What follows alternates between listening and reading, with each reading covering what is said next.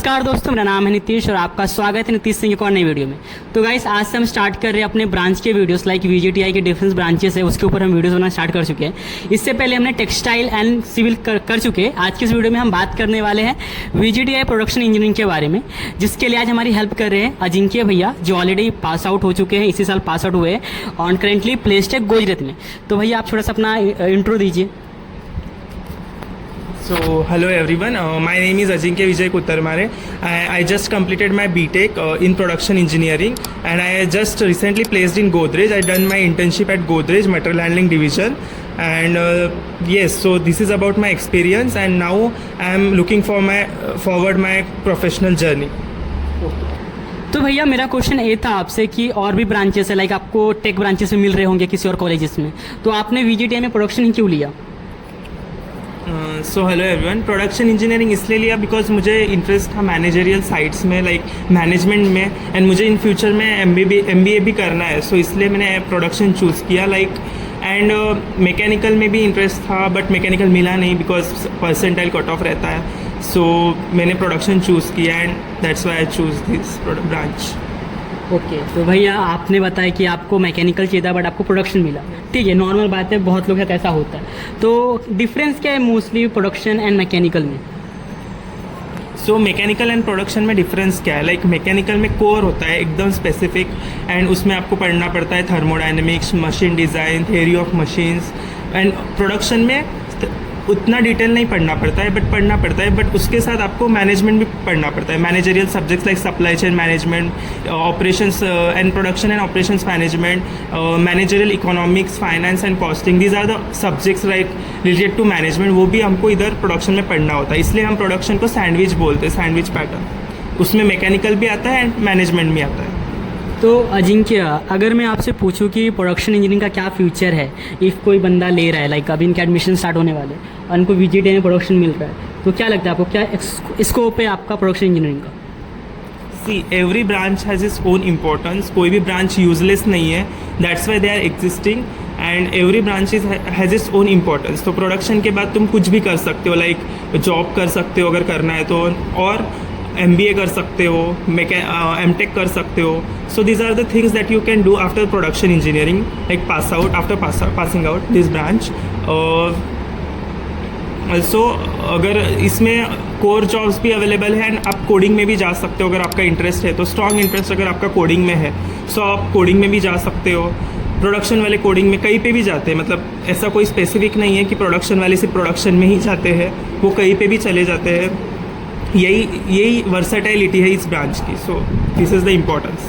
Okay, तो जैसे आपने बताया कि जो प्रोडक्शन में है वो टेक में भी जा सकते हैं, लाइक कोडिंग वगैरह कर सकते हैं, तो क्या वीजीटीआई में प्रोडक्शन के बच्चे कोडिंग करते हैं? इसमें कल्चर है क्या ऐसा?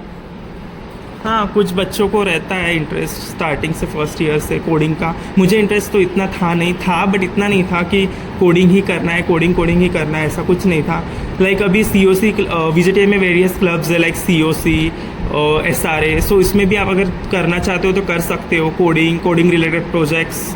And apart from this you can learn from YouTube also coding. So coding से भी आप कर सकते हो क्रैक, एंड आपके पास उतना नॉलेज होना चाहिए एंड आप उतने कैपेबल होने चाहिए कि वो इम्प्लीमेंट कर सको अपने प्रोजेक्ट्स में योर नॉलेज। ओके, तो भैया मैं पूछूँ आपसे कि प्रोडक्शन इंजीनियरिंग में फर्स्ट में अगर कोई आ रहा है तो क्या करना चाहिए फर्स्ट ईयर में बेसिकली? सो अगर कोई नया आ रहा है बंदा प्रोडक्शन इंजीनियरिंग में, सो उसको फर्स्ट ईयर में ट्राई करना चाहिए कि ज़्यादा से ज़्यादा लर्निंग्स वो ले सके from the branch also and from the surrounding also. So वो सीनियर से बात कर सकता है और फैकल्टीज से बात कर सकता है कि उसको क्या करना चाहिए, और ऊपर से अगर उसको करना है तो वो रिसर्च में भी जा सकता है, रिसर्च कर सकता है। एंड ट्राई करो कि आफ्टर फर्स्ट ईयर जो वैकेशंस के में ब्रेक होता है उसमें आप इंटर्नशिप्स का देखने का ट्राई करो, एंड अगर उसमें हो सके तो अपना खुद के प्रोजेक्ट्स करो, लाइक ऑनलाइन प्रोजेक्ट्स होते हैं based on data analytics, business analytics, and बहुत सारे रिव्यूज़ आते हैं यूट्यूब पे, वीडियोस आते हैं, तो वो देख। That would be my suggestion to all the juniors. Okay, अगर हम प्रोडक्शन इंजीनियरिंग में बात करें CGPA वर्सेस स्किल्स, तो आपको क्या लगता है क्या इंपॉर्टेंट है इंटर्नशिप के लिए एंड प्लेसमेंट्स के लिए in production engineering, CGPA versus skills? So CGPA versus skills तो बहुत लोगों का ये डाउट होता है. Both are important. CGPA तो डिसेंट चाहिए ही, डिसेंट इन द सेंस 7+, 7.5+, इतना तो देखो, टारगेट रखो. बिकॉज ज़्यादा CGPA रख के स्किल्स नहीं होंगे और ज़्यादा स्किल्स रख के CGPA नहीं होंगे, तो ये बैलेंस बराबर नहीं है. बैलेंस चाहिए सब कुछ. Skills and CGPA both matters. But I think that अगर कंपनी को स्किल्स इंपॉर्टेंट है तो वो स्किल्स को प्रेफरेंस देते हैं. बट मोस्टली कंपनीज तो स्किल्स ही देखते हैं स्टूडेंट्स में, because they just don't want toppers, they want highly skilled professionals. They can work in their company and implement their knowledge and skills. Okay भैया, तो आपने जैसे बताया कंपनी CGPA स्किल्स वगैरह देखती है, तो आपकी इंटर्नशिप की क्या स्टोरी है? सो हमारे कॉलेज में कैसा होता है, गोदरेज सीमेंस जो 7 सेम में होता है वो इंटर्नशिप होता है. 6 मंथ्स का इंटर्नशिप होता है प्रोडक्शन को. सो 3 कंपनीज आती है. पहले आई थी BIS, जो टॉपर्स को लेके गई थी, यानी जिनका पॉइंटर 8.5 के अबो था, वो BIS में सिलेक्ट हो गए थे. फिर उसके बाद आई थी गोदरेज, उसमें हमने अप्लाई किया. देन उनका टेस्ट होता है, बाद में उनका रिक्रूटमेंट प्रोसेस होता है. सो इंटर्नशिप के लिए जो प्रोसेस होता है उनका होता है पहले एप्टीट्यूड टेस्ट, फिर technical test and then interview. So these are the process that candidates must go through. And test के बाद फिर इंटरव्यू हुआ, फिर हमारा सिलेक्शन हुआ. फिर इंटर्नशिप्स में सिलेक्शन होने के बाद इंटर्नशिप स्टार्ट हुआ एंड देन 6 मंथ्स तक वो चला. सो मेरा इंटर्नशिप था गोदरेज मटेरियल हैंडलिंग डिवीजन में, इन परचेज डिपार्टमेंट. सो मेरा वर्क रहता था इंटर्नशिप में POs बनाना. Then I worked on 2 significant projects in Godrej and Godrej material handling division. So first one was green supply chain project and second one was inventory analysis project. So inventory analysis and tracking of imported items. So this is my second project. First one was green supply chain projects. उसमें मैंने vendors को green certify करने के लिए greetings, presentations and dashboards बनाए थे. उसके बाद मैंने सेकेंड प्रोजेक्ट था मेरा इन्वेंट्री एनालिसिस. उसमें मैंने डैशबोर्ड बनाया था ऑफ इन्वेंट्री ट्रैकिंग, लाइक आज का इन्वेंट्री स्टॉक कितना है, करंट स्टॉक कितना है, बफर कितना है, एंड रेड में कितना है, रेड, ग्रीन, येलो, वाइट, ऐसा TOC का ये होता है रूल्स. तो वो कितना है वो मैंने डिज़ाइन किया था ऑन पावर BI डैशबोर्ड. तो अजिंक्य भैया, अगर मैं आपसे पूछूं कि VGTI का प्रोडक्शन ब्रांच का प्लेसमेंट्स कैसा है, तो आप क्या बोलोगे? थोड़ा बहुत नंबर्स बताओ एंड कैसा है production basically? So placement is very good, by the way, very not very excellent but good. So हमारा हाईएस्ट पैकेज गया था 17 LPA which is chevron engine, वो भी कोर में गया था. एंड एवरेज तो 6-7 LPA है. एंड बहुत कंपनीज आते हैं, ऐसा नहीं है कि कंपनीज आते नहीं है. डिसेंट पॉइंटर अगर है एंड आपके पास अगर स्किल्स है तो आप ज़रूर प्लेस्ड हो जाओगे कंपनी में. तो गाइस देखो, प्लेसमेंट का कैसा है वो थोड़ा बहुत हर साल चेंज होता रहता है. तो आप करंट का प्लेसमेंट्स देख सकते हो वेबसाइट पे जाके, या मेरे चैनल पे भी मिल जाएगा, सर्च करना. एंड इफ़ मैं आपसे पूछूं कि देखो कैसा होता है कि कोई बच्चे को VGTI में प्रोडक्शन मिल रहा है और उसको CSIT चाहिए, बट वो सोचता है कि मैं प्रोडक्शन ले लेता हूँ, मेहनत करूँगा एंड टेक ब्रांचेस में प्लेस हो जाऊँगा. एंड तो ये पॉसिबल है क्या VGTI में अगर प्रोडक्शन लेके कोई आ रहा है तो? मतलब हैकाथॉन्स, कोडिंग कल्चर वगैरह है क्या प्रोडक्शन में? सो ऐसा अगर देखेंगे तो बहुत डिफ़िकल्ट है. पॉसिबल है, nothing is impossible, but difficult तो है. बिकॉज अगर आप नॉन टेक ब्रांच से टेक ब्रांच के लिए टारगेट कर रहे हो तो आपकी कंपटीशन और बढ़ जाती है. बिकॉज टेक ब्रांच वाले ऑलरेडी एग्जिस्टेड है एंड वो अपना बेस्ट दे रहे हैं, तो हम आपको उससे बेस्ट देना है नॉन टेक ब्रांच में रह के, तो वो that is difficult. But yes, possible है, आप कर सकते हो. कोडिंग करना चाहते हो तो कर सकते हो, कोडिंग में जा सकते हो. एंड येस, हाई पैकेजेस भी ले सकते हो. बट आप कोडिंग के कंपनीज मोस्टली प्रोडक्शन वालों को प्रेफर नहीं करते हैं. They prefer circuit branches mostly. So ये है.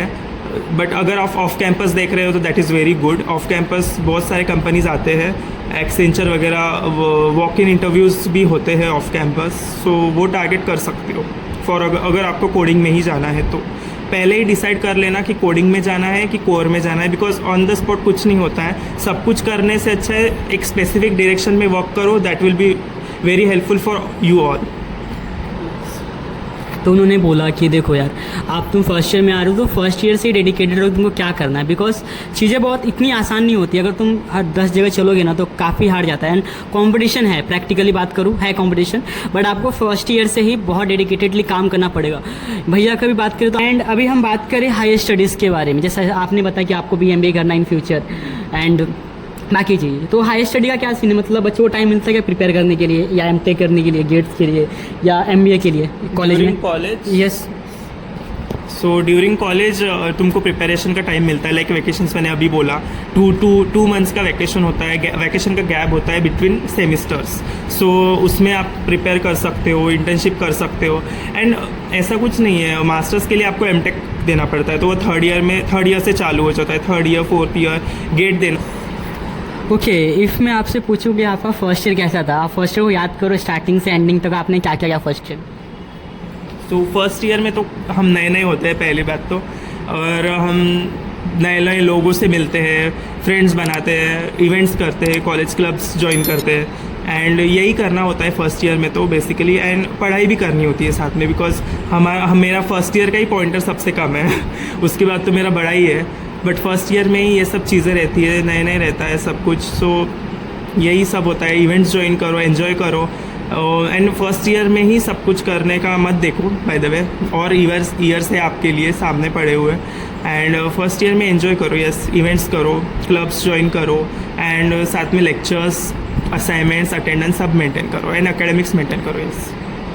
देखो लाइक मुझे बोलना था कि आपका जो CGPA होता है ना, फर्स्ट में आप बढ़ा के रखोगे तो फर्स्ट में कंपटीशन कम रहता है, बिकॉज सब लोग आए होते हैं, सब एंजॉय करने बिजी होते हैं, तो सब सीरियस नहीं होते। तो आप अगर हल्का भी सीरियस हो तो आप CGPA अच्छा मेंटेन कर लोगे, तो अगर आप स्टार्टिंग में ही CGPA अच्छा मेंटेन कर लोगे तो आपको आगे आसानी होगा। बट नॉर्मली क्या होता है, नहीं कर पाते लोग, बट जो करते हैं उनको आगे फ़ायदा होता है, बिकॉज बाद में क्या सब सीरियस हो जाते हैं, एंड आपका कंपटीशन भी बढ़ जाता है सबके साथ, बिकॉज फिर आपके बैचमेट्स के साथ आपका रहता है कंपटीशन।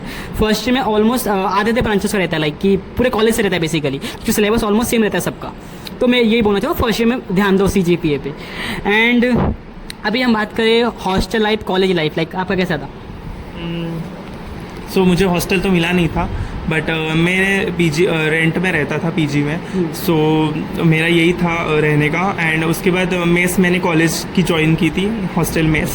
सो ये था, एंड कॉलेज लाइफ एंजॉय करो, हॉस्टल के लोग बहुत अच्छे होते हैं, हॉस्टल मेमोरीज क्रिएट करो, एंड ये दिन बार बार नहीं आने वाले रहते हैं। सो आप पूरा एंजॉय कर लो, and yes, so you can enjoy a lot from this.